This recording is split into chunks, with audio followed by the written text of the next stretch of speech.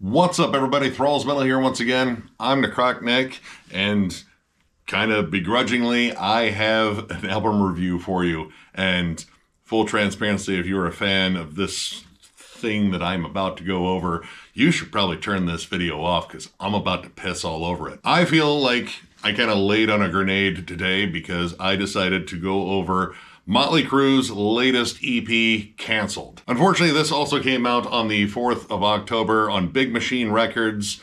It's band formed in 1981, Hollywood, California. This is their fourth EP, which I totally forgot they had other EPs, and then looking at their other EPs, it looks like that's where they send all the leftover garbage. Throw this one right in there. They have 9 full-length albums.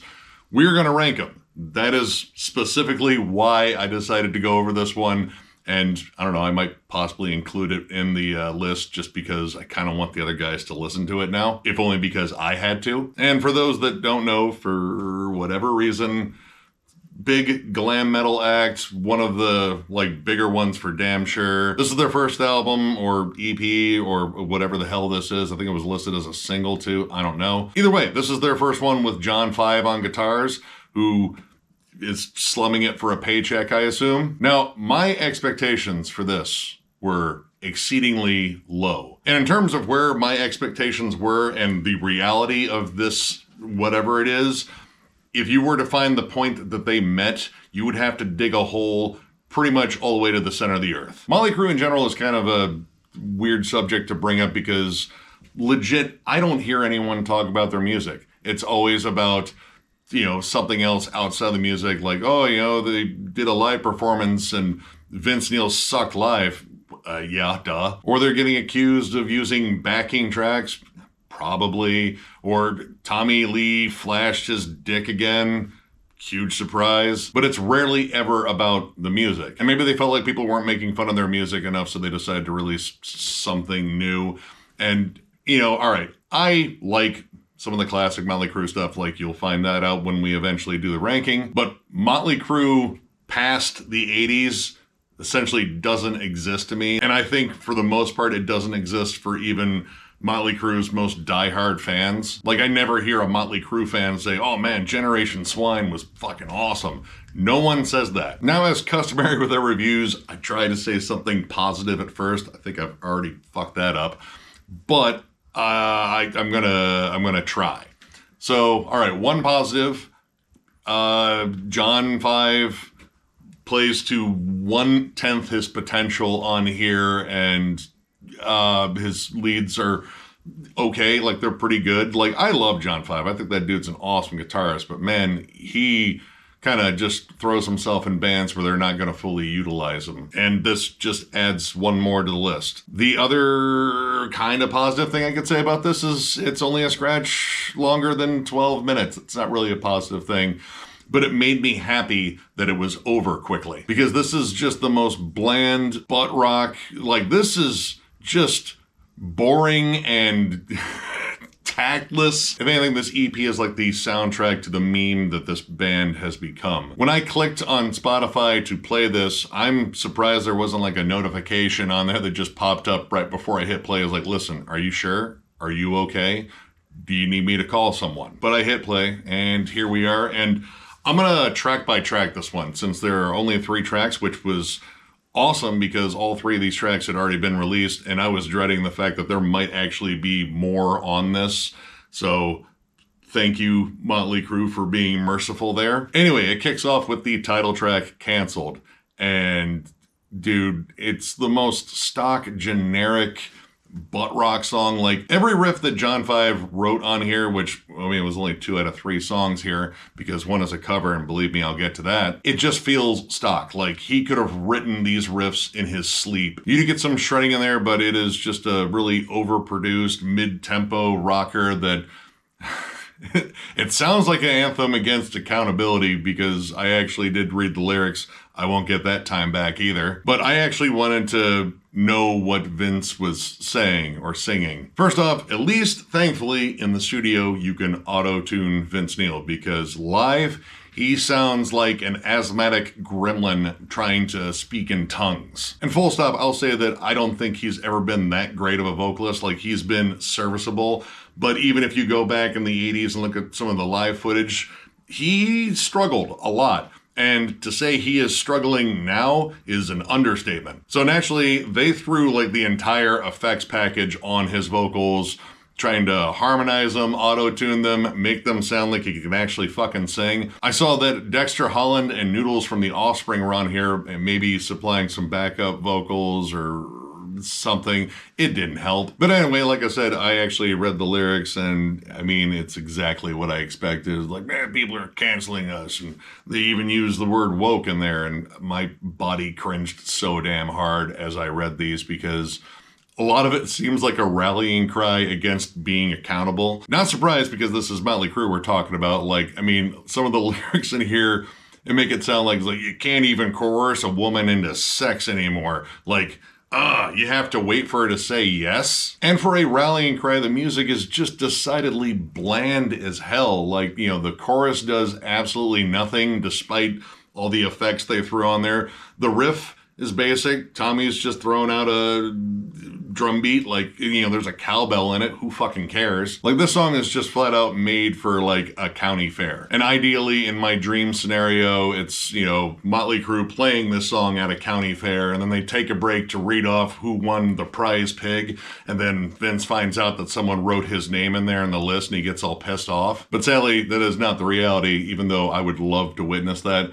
But the song is just pure cringe and just boring as hell. And one of the weirdest things they think they could have done, and, you know, it definitely doesn't play to any of their strengths, is isolate Vince's vocals at the end to kind of let him croon via auto-tune at the end to kind of sing a last refrain of the chorus or pre-chorus or whatever. It's just flat out bad. Next we have Dogs of War, which I saw the music video for that because I was curious. I was like, oh, I heard this new music video is stupid. I have to check it out. It's an entirely CGI video, and it looks like it's like bonus content from some shitty PS3 game. Like, all of your hard work and determination that you put into beating this shitty game, you are rewarded with this absolutely awful music video.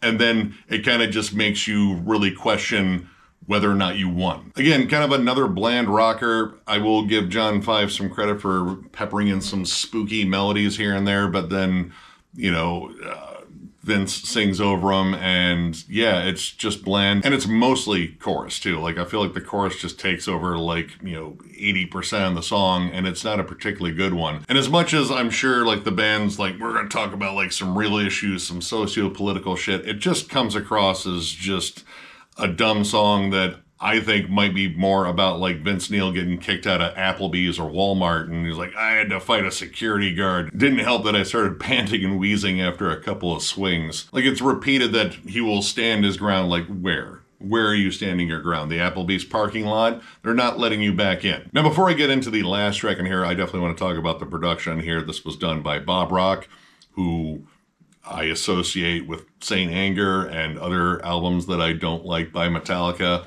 And to say this is overproduced is an understatement. Like, they threw on, again, every effect possible. Like, the drums sound just entirely fake. Like, it sounds like it could have been a drum machine, and not one that was trying to hide the fact that it was a drum machine. The guitars, I mean, yeah, they sound, you know, pretty rich. They're definitely more down-tuned. I mean, it really sounds down-tuned on Dogs of War, which, I mean, that song kind of sounds like a hair metal band trying to become a nu metal band, and not doing it well. But not doing it well is kind of Mötley Crüe's thing, and to really reinforce that, the last track is a cover of Beastie Boys' Fight for Your Right. And legit, I died inside listening to this. I would pay a necromancer to resurrect MCA as a vengeful wraith to burn down the studio that this was recorded in and make sure the masters for this EP were in it too. This cover is so bad it feels like a slight against the Beastie Boys, and that pisses me off. Vince's delivery on here is particularly flat. This is one of the few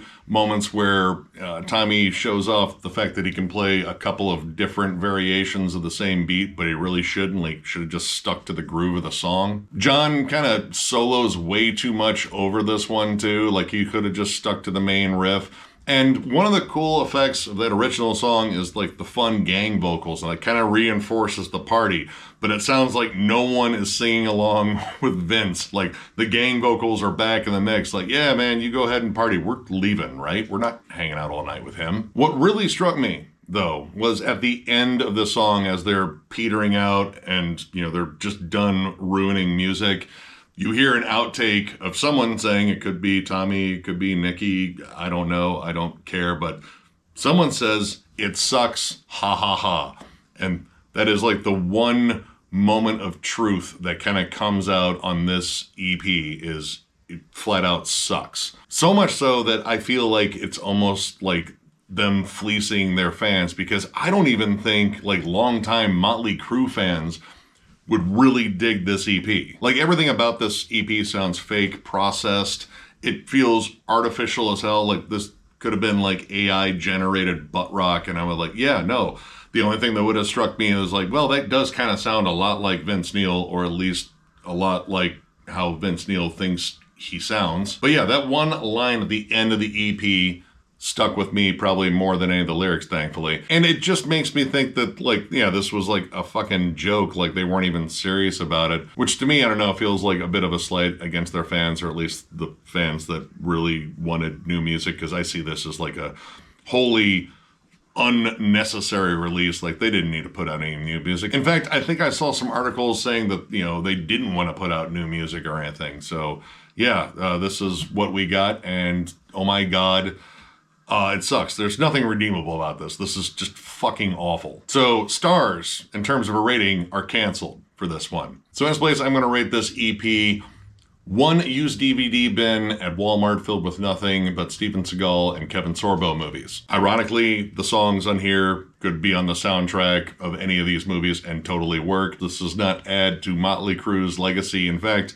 I would say if it does add to anything, it adds to their meme status. I didn't find any of this remotely enjoyable. I was thankful it was only 12 minutes long, and I only listened to it once. I wasn't going to listen to it again. This is just bland, lazy butt rock and one god-awful cover that shouldn't exist. I would rather watch a Disney production of Limp Bizkit on ice than ever listen to this EP again. But like with any of these reviews, I'd say if you're a fan of this EP, I have questions like, was there no other music available? Like there was some weird glitch with Spotify where it only played this album and you just kind of got used to it. Anyway, if you love this EP for whatever reason, go ahead, enjoy it, share it with your friends, play it for them. If you still have friends after that, that's cool. But me personally, I never want to hear it again.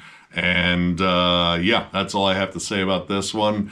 If you enjoyed this review, give it a thumbs up. If you are new to the channel, subscribe, because we do stuff like this all the time. Hopefully not stuff like this ever again. Mötley Crüe, stop releasing music. I'm just going to go ahead and say it. Anyway, we are trying to move on from Patreon, and I'm going to have to wait for Miller to get back from vacation, I think, to really figure this out.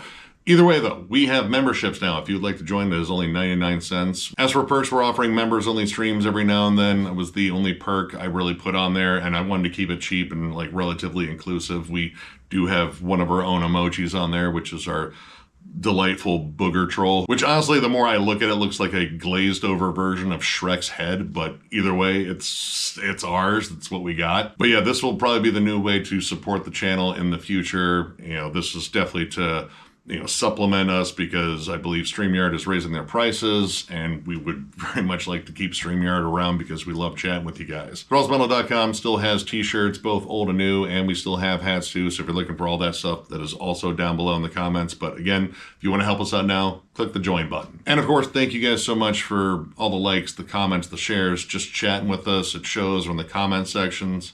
We love doing this. This is honestly one of the coolest things I've done in my life, and it's just immensely rewarding, and that is large in part to you guys. So thank you once again, and we will catch you later.